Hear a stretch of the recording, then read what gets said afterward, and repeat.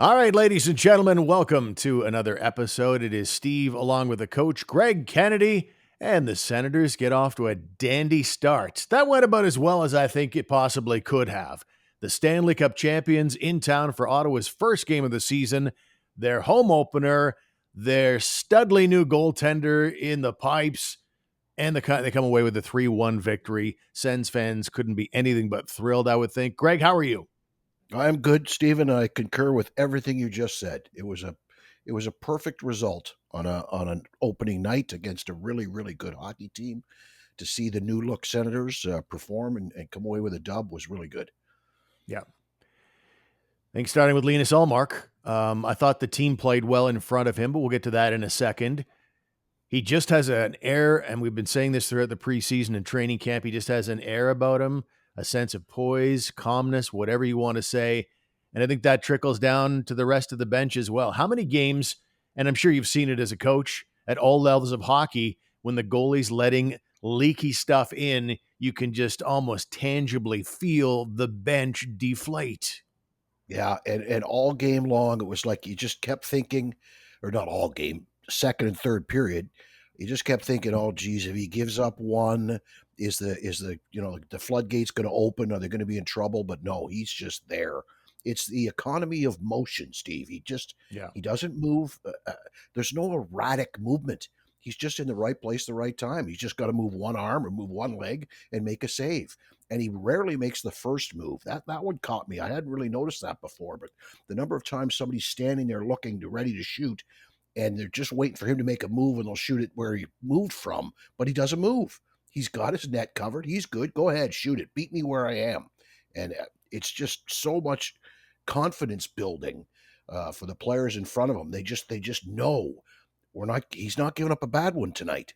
And it's just I can't get over how what's the right word? I want to say surprised, but I really wasn't surprised, right? It was just nice. It was just really nice to see them work hard against a really good team, test their defensive zone coverage, and come out on top. That only builds and builds. So now they've got something in the memory bank. The next time they're in a tight scoring game against a good team, they say, hey, remember the game against Florida, the way that we shut them down in the third period? That's in the memory bank now. The coaching staff's got that. There's video there. They can be using this game and those, particularly the second and third periods, moving forward to continue to preach the D zone coverage.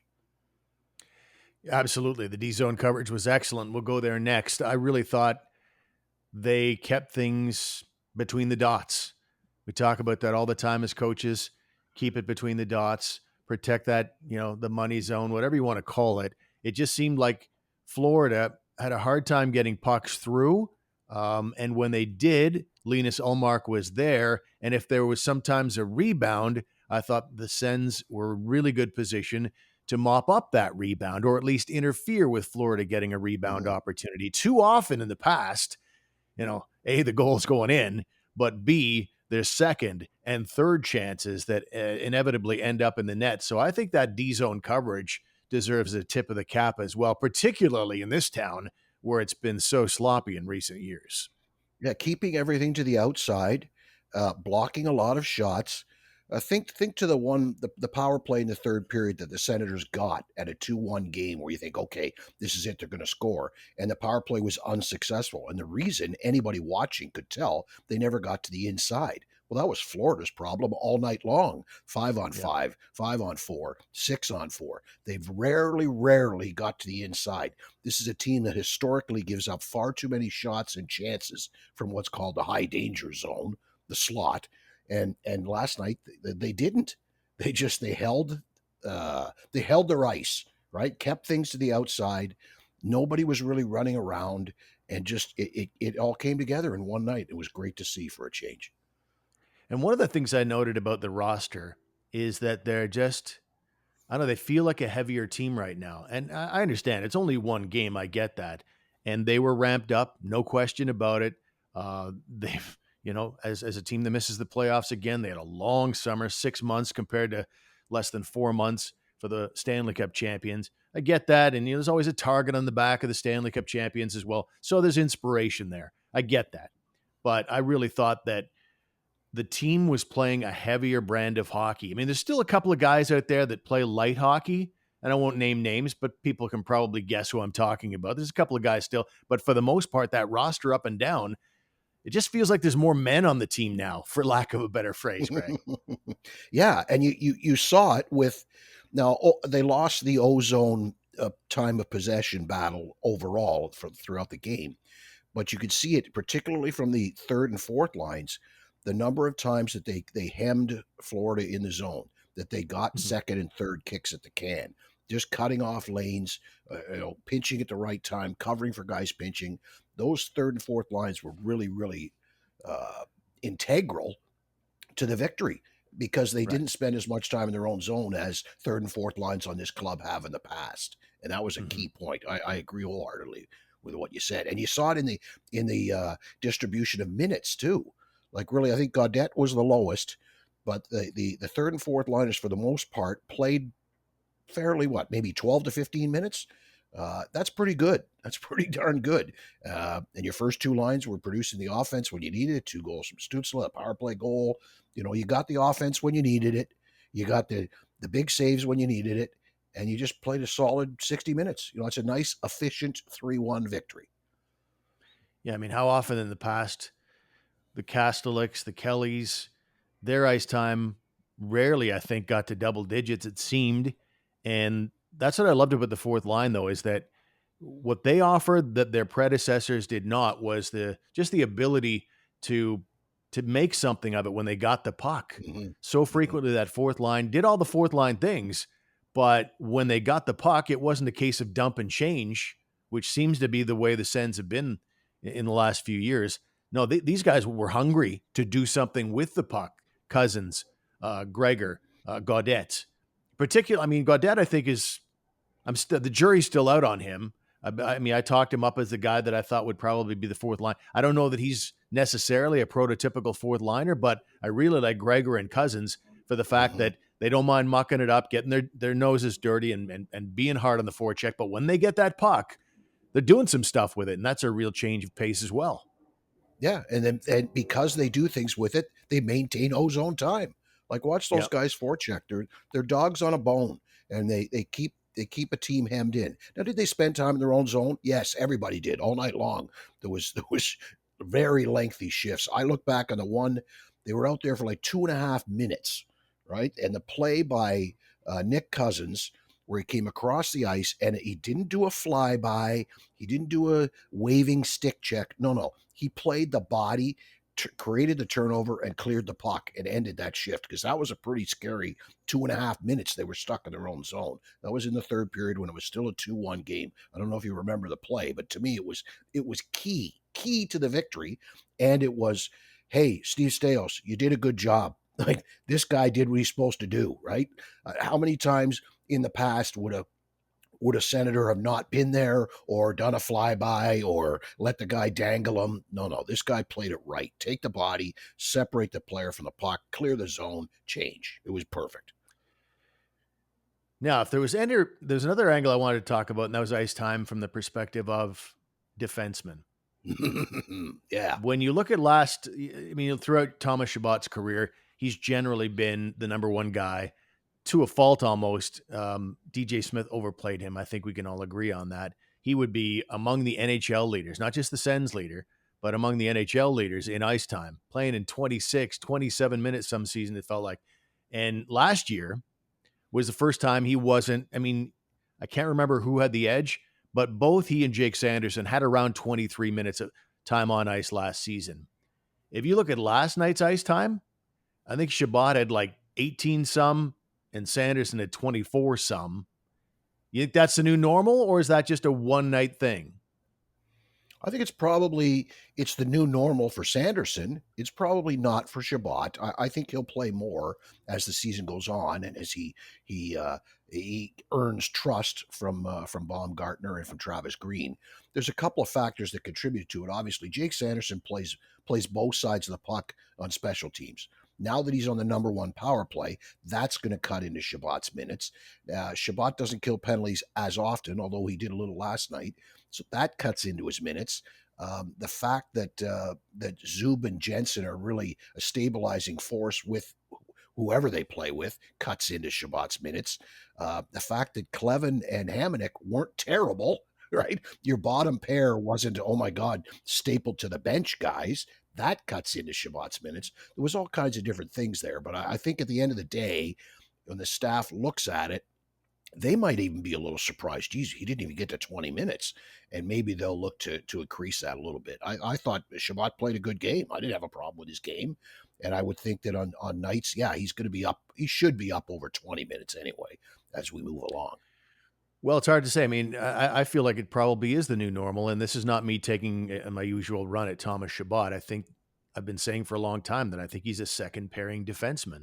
And maybe the reason he had the good game, like you just said, is because his minutes are getting closer to being what they should be. And so, yeah, I if I'm to predict, I think it will be more like that. I think on any given night, Jake Sanderson is going to pile up minutes. Though I hope we don't go down the lane that Thomas Chabot did for so many years in his career. I hope it stays at 24 and under. I'd hate to see it ascend past that. There'll be some temptation because I think the guy is just that good. Whatever you need, he can just do it. And I mean, I think so highly of the guy, it would not shock me if the guy emerges as a Norris Trophy candidate, not 3-4 years from now, this season, Greg, this season. Yeah. Yeah, and he will definitely lead the D in ice time, no question. I just don't think Shabbat's going to be that low every night. That's all I'm saying. I can see there being nights where the bottom pair isn't quite as effective, and Shabbat playing the second pair is going to get more minutes. I figure that's probably the case. He'll end up. I think he's going to end up around 20 a night. I can't see him being, what was he, third or fourth in minutes? I can't see that being a regular occurrence. I think he ended up third. Yeah. Now, speaking of which, Nick Jensen, I didn't think much of him one way or the other. Maybe that's a good thing, like an offensive lineman in football. Generally, your best offensive lineman, you don't notice him much because he's not getting burned, and it's not really noticeable when he does his job and just blocks the guy. And so maybe there's a bit of that with a defensive defenseman. But throughout training camp, I can't say anything good or bad about Nick Jensen. Nice guy. Had a chance to interview him. Seems like a good lad. As my Ottawa Valley accent comes out there, he seems like a good lad. See you down at the Legion. But I liked me some Nick Jensen last night. I thought he was noticeably good on a number of occasions. And he's just a steady Eddie, do the right thing type of a defenseman. And really, what have we been clamoring for with the D zone coverage and guys on the blue line? More of that, please. And when Steve Staios got it in his mind to rebalance the roster, that was one of the first things. And it was an unsexy type of a trade because fans have been clamoring for Jacob Chychrun for several months leading up to the actual trade. So when you move out Chychrun and you only get Nick Jensen, who's not exactly the style points and everything like that and big points or anything. But I mean, he it's only one game, but it looks like exactly the kind of defenseman this team needed. Yeah, you nailed it. Steady Eddie. He's a complimentary player, Steve. He complements an offensive guy. He's the perfect partner. He does the right thing. He doesn't go play outside of his game or outside of his skill sets. He's not trying to do anything too fancy. Just a smart player whose sole job is to get the puck to his offensive partner as soon as he can, right? Like just make the right play, separate. Again, we're back to separate the puck carrier from the puck, get moving north, make a good first pass, and we're all good. Tim Stützle with a couple of goals in the game and really nice wrist shot to start and wonderful effort at the end to get past Barkov, whose stick broke at the offensive blue line when they had the net or the goalie pulled. His stick breaks. I mean, just terrible luck for the Panthers. Your captain is lost because the guy's stick didn't stay in one piece. It wasn't like he took a big slap shot or anything like that. It looked like it was going to be a snapper and the stick just caved in. So he's heading back to prevent the empty net goal without a stick. Stützle gets by him. Both men go flying into the end boards after Stützle deposits the insurance goal into an empty net.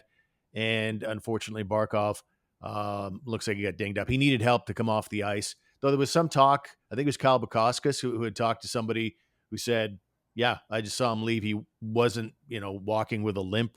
He was under his own steam, so that's a good sign. But Mm, yeah, an interesting play. And honestly, Greg, I thought Stutzla was going to be hurt when I first saw the two of them going to the same here. boards. Yeah, same here. It's either the lower body where you end up with an ankle injury or worse yet, a broken leg, or it's you turn and you crash and it's a shoulder injury. I'm with you, Steve. I thought if anybody was getting hurt there, it was Stutzla. But what a burst of speed! My goodness, he smelled it and he just took off. Like I don't know that I've ever seen him skate that fast. That was very impressive, and he had a strong game all night long. I thought Stützle played very well. I loved the power play goal. There's getting one out of the way early, right? After only one power play goal all of last season, he scores one in the first game. Um, I was impressed with the power play. The changes on the power play, you saw a lot of Brady playing the bumper role that he doesn't normally play. You saw a lot of Stützle moving and flowing around. There was a lot more free flow to the power play, a lot more movement than we're used to when it was successful. Right when it wasn't successful, they were standing still, just passing the puck around.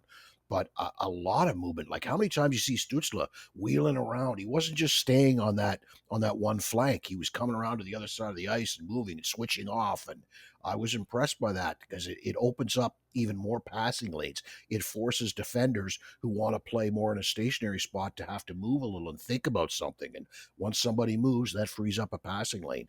I thought the power play, when it was working well, looked real good. And I look forward to seeing them with more time, more practice, more games, reps. I look forward to seeing how the power play fleshes out over the course of this season.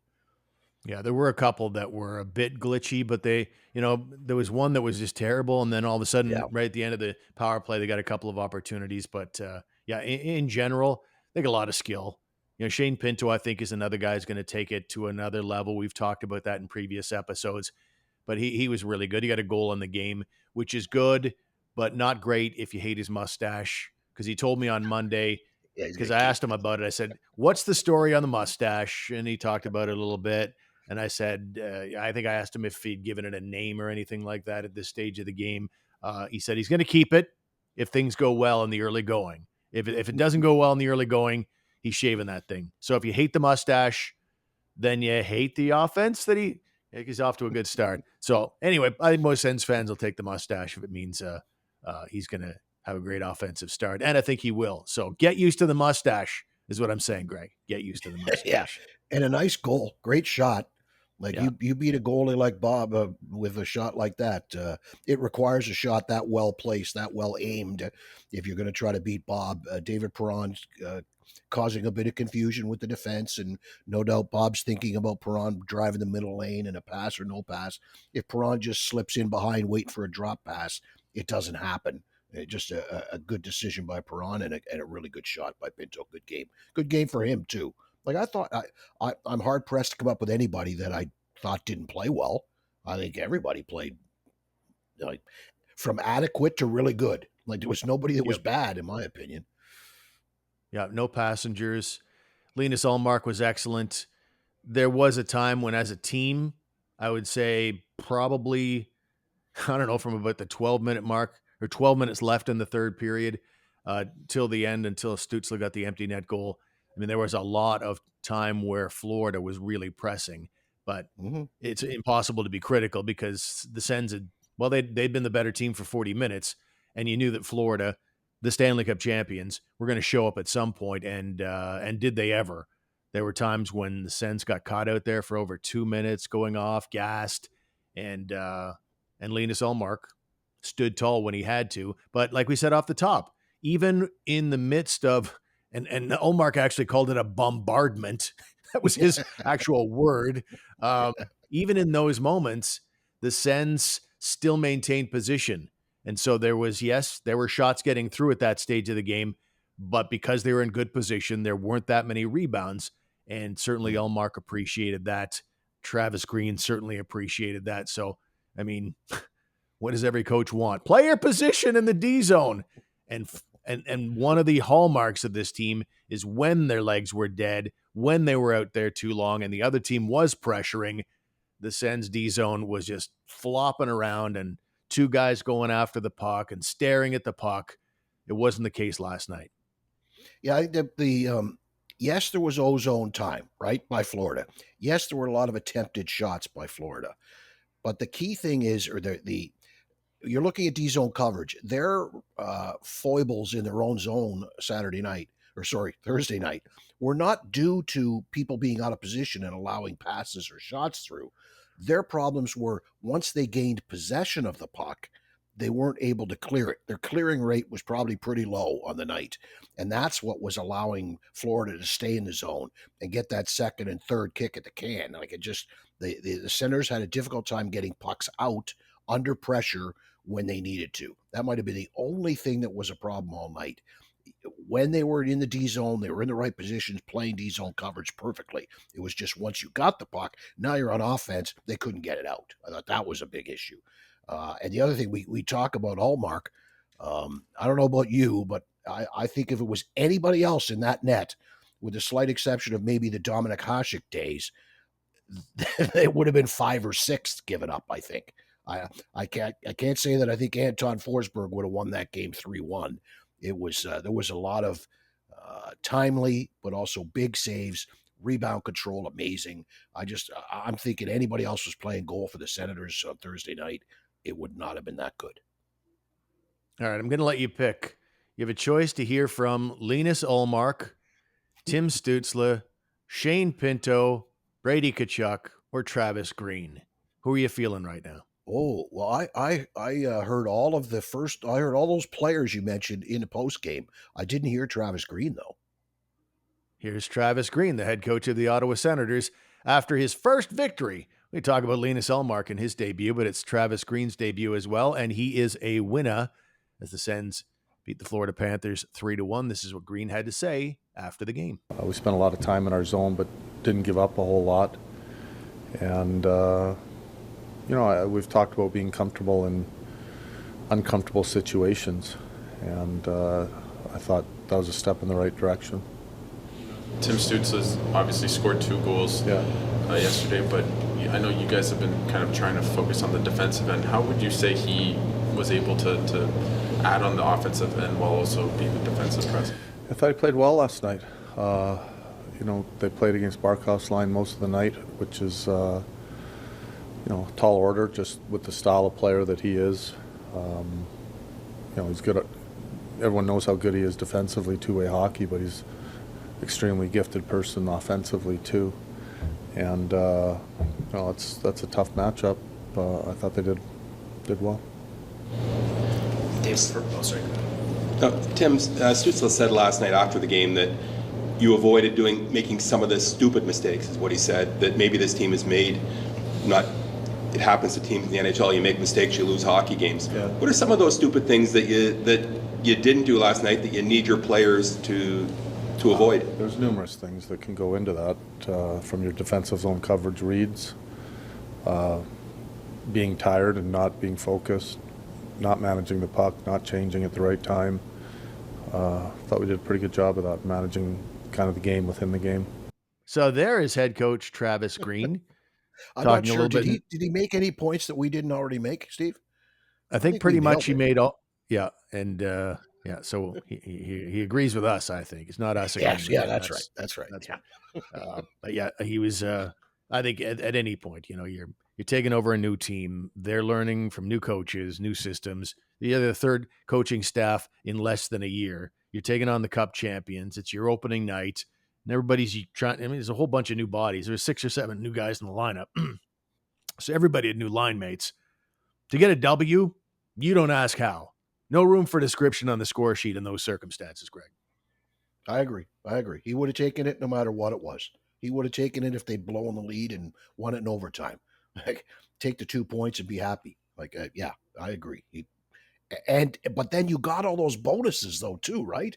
Like you got the biggest one to me, and I said it earlier, I'm going to say it again. The biggest one to me was the team takes something positive. Their D zone coverage, prevention of shots, prevention of scoring chances, block shots, being in the right place at the right time, defending well against a really good team. That's just a building block. That's a memory bank.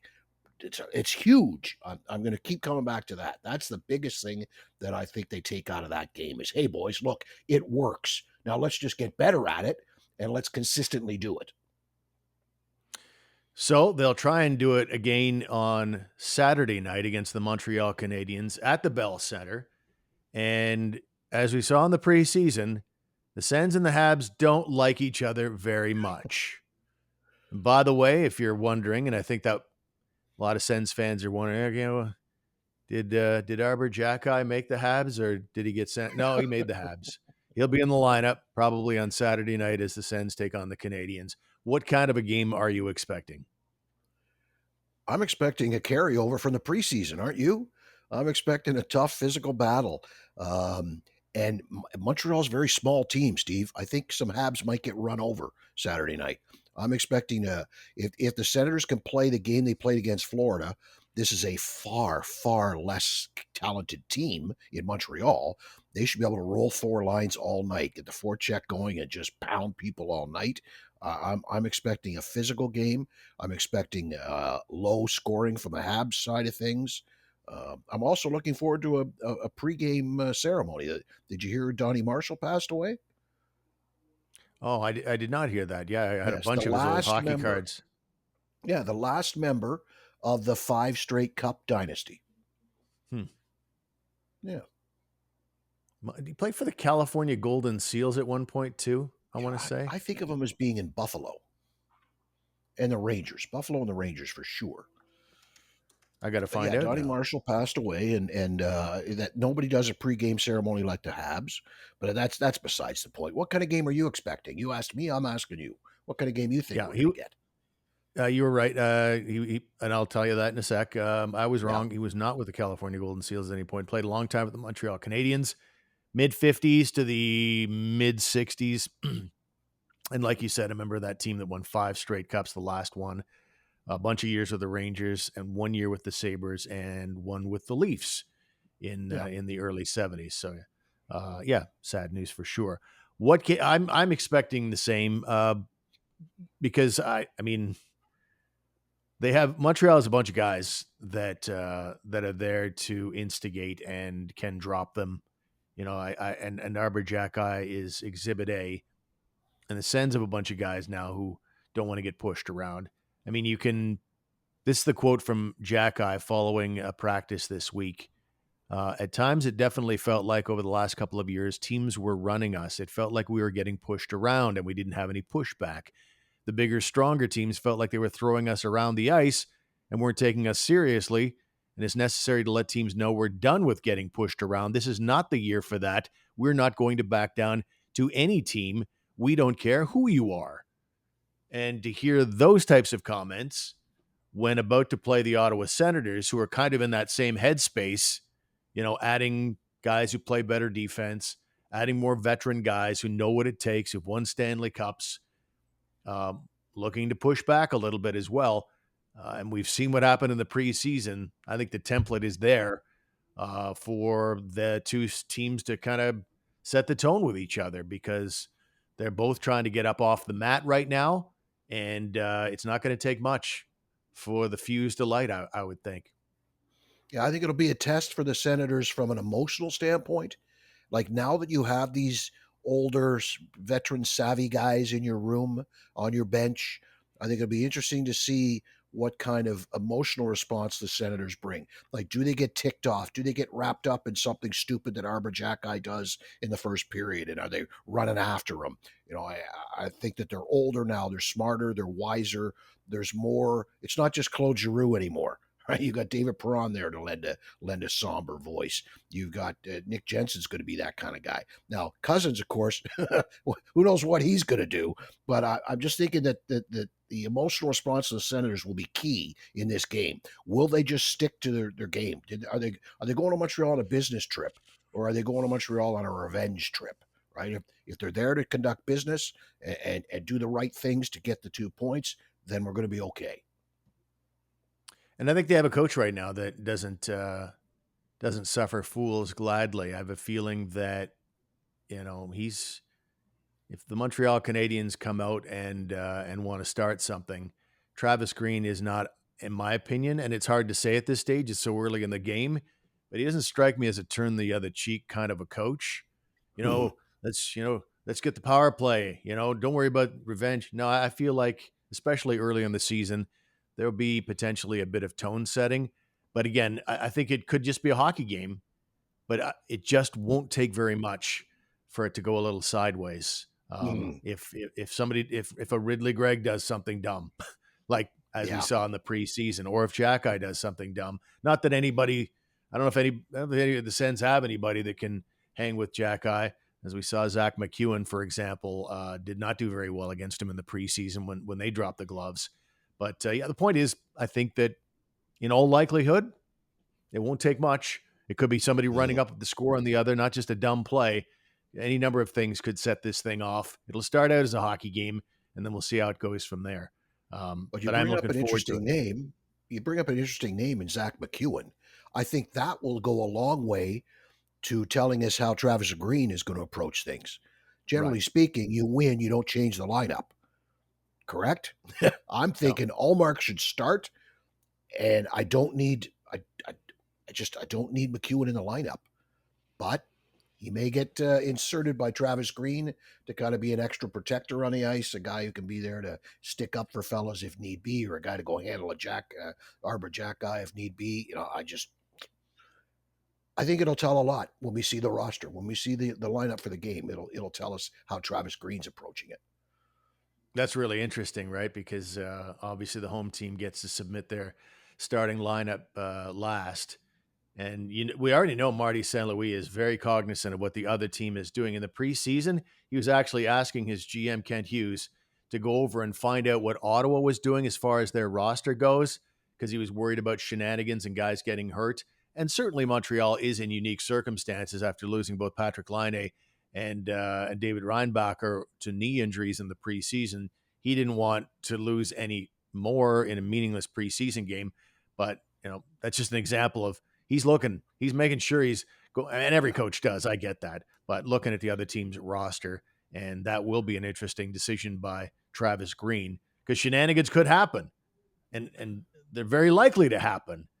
And you're going to need a Zach McEwen if that does happen. But if you do dress him, that sends a loud message that you want Mhm. some pushback. Marty St. Louis is going to I think he's going to address a much tougher lineup potentially if he sees Sure. McEwen's name on that Ottawa roster. And I thought it was hypocritical during the preseason before the last game between Montreal and Ottawa.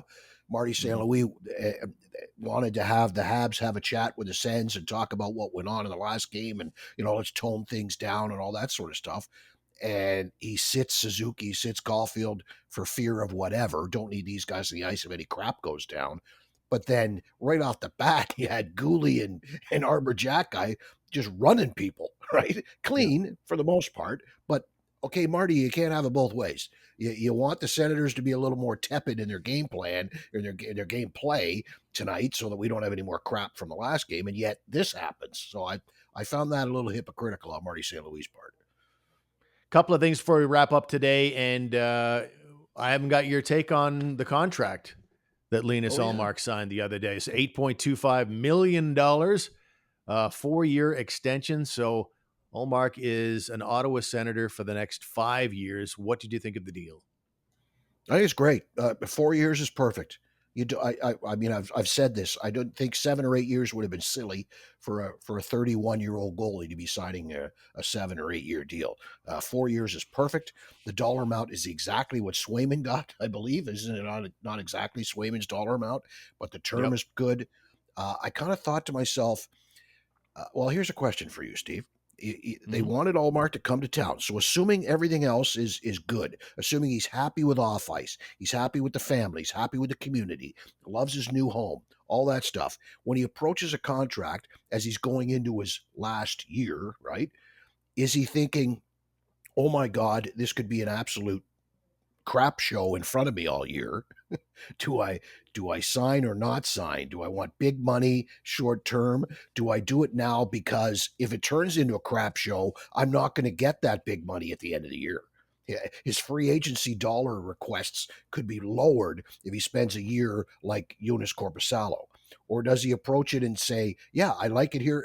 Everything's good. I'm going to sign." So which one do you think it was? Did he sign because he's nervous that his value is going to go down, or did he sign because he's really, really happy? I think he signed because he's happy on and off the ice. I think his family's they've been here since, well, the trade went down in June, and I think he was here within the month. And I think they really, really like it here. And Sweden, Canada, he's from way up north in Sweden. So talking about, something that is good for your family. He's had enough time here that he wants to get settled and all that. But yeah, I just think he's just generally happy. I think if I'm surprised at anything, it's just that they didn't want to go a little into the season at least. To me, it's like getting married on your first date before the check arrives. Like not one game did you play. What, I mean, as you he referenced it, Ullmark did, as a bombardment at times against Florida. What if it's like that for the first 5-6 games? So I was a little surprised that both sides didn't kind of, want to kind of wade in a little more slowly, I guess, than just jump right in and tie the knot. But I think it will work out. I really have a good feeling about this. We've said that before, granted, but I don't know. This feels a little different than the past. Yeah, he's a different goalie. Like he came in with some nice stats, real nice stats, but he's a totally different goalie than Korpisalo, than Talbot, than Matt Murray. A different stage in his career progression. Maybe not age-wise, but just in the way that he's gotten better each year and progressed. Vezina Trophy, championship team in Boston. Well, sorry, not championship, but really good team in Boston, playoff team. He's at the right stage. He's at a different stage than all of the other three. Like Matt Murray was, I don't know, all but done, you could almost say, written off by Pittsburgh. They couldn't have cared less. They were thrilled to get rid of him. The Korpisalo thing, he's a free agent. LA said, no, we're not interested. So boom, he's available. Cam Talbot was a trade, and Minnesota didn't want him and had told him that they weren't going to take him back. So in this case, you found a goalie, you targeted a guy, and you went out and got him, and he's a damn good goalie. And you saw it in game one, and we're going to see a lot of it throughout the course of the season. This guy's he's a pillar back there, and it's nice to see. Can he start 82 games? Would that be all right? That'd be a problem. Well, I don't know. It better be at least 50, because I in the Sean McIndoe athletic prediction contest, one of the questions is name 5 goalies who will start 50 games this year, and I did put down Ullmark as one of my choices. Yeah, I'd say that's a safe bet for sure. Barring injury, he's playing minimum 50. There's no doubt in my mind about that. Finally, the Sens will be taking on Montreal on Saturday night. And then they have a Thanksgiving afternoon game on Monday, 1 o'clock against the LA Kings at Canadian Tire Center. And they kind of a funny glitch today in that their big giveaway is going to be postponed. Because it's Thanksgiving, they decided they're going to give away to the first 10,000 fans little gravy boats that you can use at Thanksgiving dinner that are shaped like Zambonis. So little Zamboni gravy boats. Unfortunately, the 10,000 gravy boats did not arrive from Halifax. They won't arrive in time.